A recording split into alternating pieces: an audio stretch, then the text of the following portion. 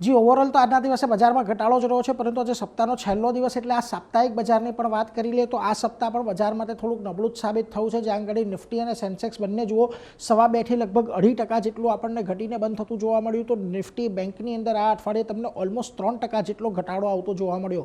Mid cap 2%ના દબાણ સાથે બંધ થયું છે, પરંતુ સ્મોલ કેપ માટે આ સપ્તાહ ખાસું એવું નબળું રહ્યું કે જ્યાં આગળ આપણને ઓલમોસ્ટ 4.5%નો ઘટાડો આવ્યો. જાન્યુઆરી મહિના બાદ આ સૌથી વધારે ખરાબ સપ્તાહ આપણને સ્મોલ કેપ માટે બનતું દેખાયું છે.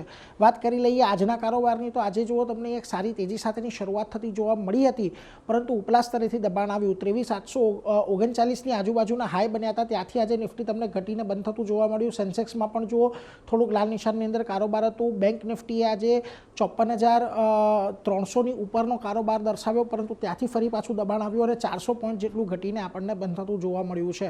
મિડ કેપ અને સ્મોલ કેપમાં પણ આજના દિવસે સવારથી જ દબાણની અંદર કામકાજ કરી રહ્યા હતા અને દિવસના અંતે દિવસના નીચલા સ્તર પર આ બંને ઇન્ડાઇસીસ આપણને બંધ થતા જોવા મળ્યા છે. હવે કયા કયા સેક્ટર આજના દિવસે ફોકસમાં રહ્યા તો જુઓ આજના દિવસે તમને મેટલની અંદર એક સારી એવી વેચવાલી રહી. આ ઉપરાંત પીએસયુ બેંક, રિયલ્ટી અને ડિફેન્સ કાઉન્ટર ખાસા એવા આજે ઘટાડા સાથે રહ્યા. જો કે આઈટી આ અઠવાડિયામાં જે 2-3 દિવસ ખાસો એવો ઘટાડો આવ્યો તો થોડીક રિકવરી આજે આવી. આ ઉપરાંત એફએમસીજી, ફાર્મા અને હેલ્થકેરમાં આજે તેજી સાથેનો કારોબાર હતો.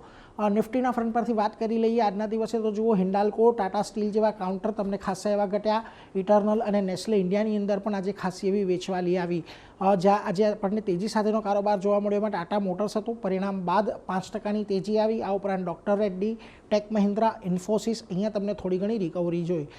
ખાસ મિડકેપના ફ્રન્ટ પરથી તમે જોશો આજના દિવસે હુડકો, વોલ્ટાસ, ભેલ, સેલ આ બધા કાઉન્ટરની અંદર જે ખાસી એવી વેચવાલી રહી. જોકે અમુક કાઉન્ટર એવા પણ હતા કે જ્યાં આગળ તમને ખરીદદારી જોવા મળી, જેમાં બાયોકોન, ટાટા એલેક્સી, આદિત્ય બિરલા કેપિટલ અને પતંજલિ ફૂડનો સમાવેશ થાય છે.